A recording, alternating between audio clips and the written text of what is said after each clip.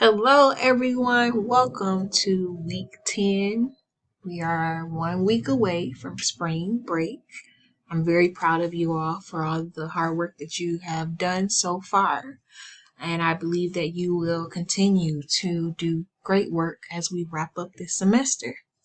This is week 10, and we are going to discuss gender, which chapter 12 goes over gender.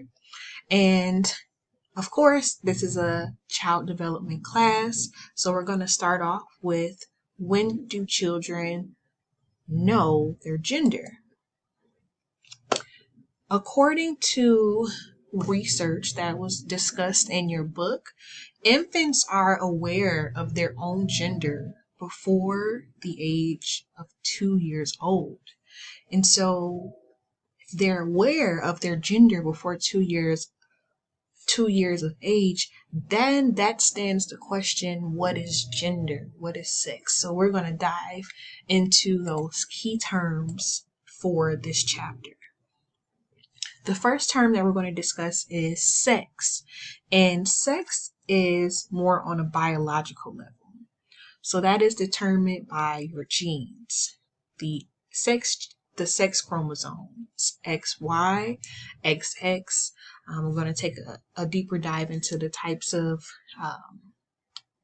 hormones that are also included. That all is a part of biology, a part of the sex.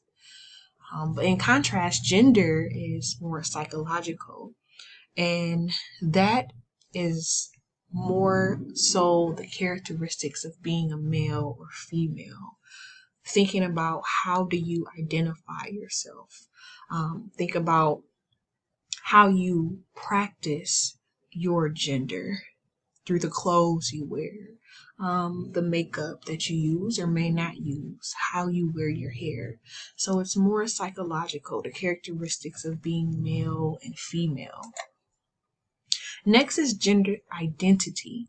So last chapter we talked about the self and identity, and so the gender identity is you as a person understanding your own gender, and you have to have this cognitive understanding and acceptance of either being a male or female or somewhere in between or non-binary.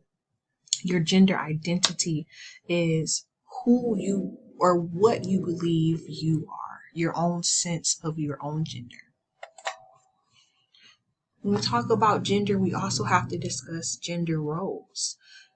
Thinking about gender roles, you have to look at expectations in the context of culture.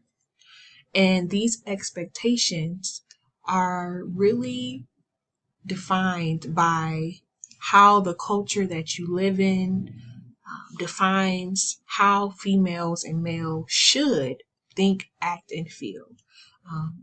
Gender roles are not they're not binding, so that means that you do not have to abide by gender roles that the culture prescribes. But the culture, whether we are aware of everything the culture expects us to do or not, the culture really does have certain expectations for males and females. And lastly, we have gender typing. And so this is a time where children specifically, and adults too, but since we're in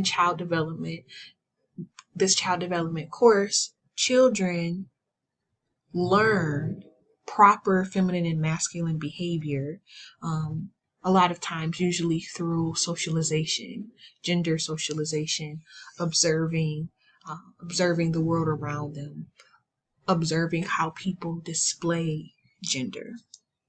Okay, so those are our key terms for this chapter of gender. The next set of slides, we're going to talk about the biological influences of gender, that biological influence that play a role in gender. See you on the next video.